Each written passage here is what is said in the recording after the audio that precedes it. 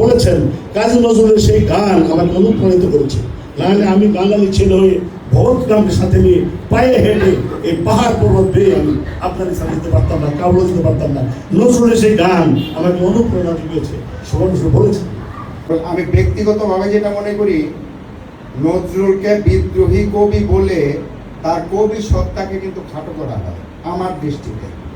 কারণ উনি সাহিত্যের এমন কোনো ক্ষেত্র নাই যে ক্ষেত্রটাতে উনি বিচরণ করেন নাই।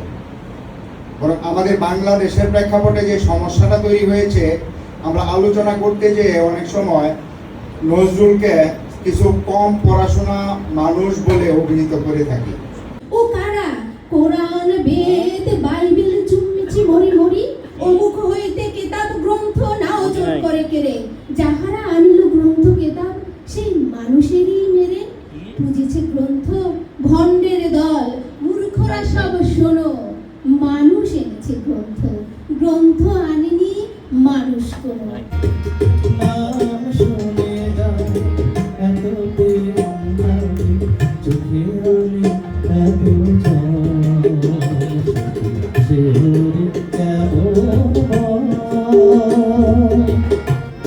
নিজেকে ধন্য মনে করছি এই কারণে যে আজকে যারা এখানে আলোচনা করেছেন তাদের আলোচনা শুনে আমি সত্যি মুগ্ধ হয়েছি।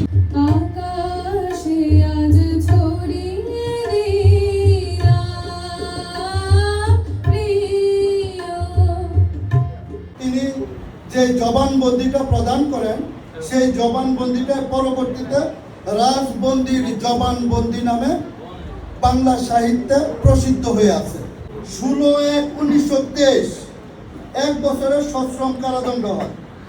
তাকে আলিপুর সেন্ট্রাল জেলে স্থানান্তরিত করা হয়।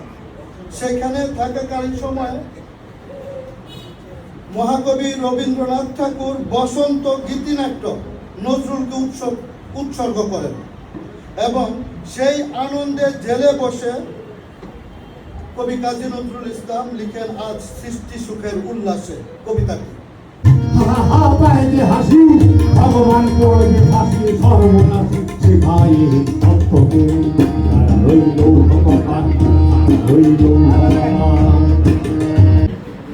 নজরুলকে থামানোর জন্য অন্যান্য কবি লেখক বিশেষ করে রবীন্দ্রনাথ ঠাকুর নিজে নজরুলকে সাবধান মানে উচ্চারণ করে বলেছিলেন, ব্রিটিশদের বিরুদ্ধে কলম ধরার কারণে বলেছিলেন যে তলোয়ার দিয়ে দাড়ি কামাতে যেও না।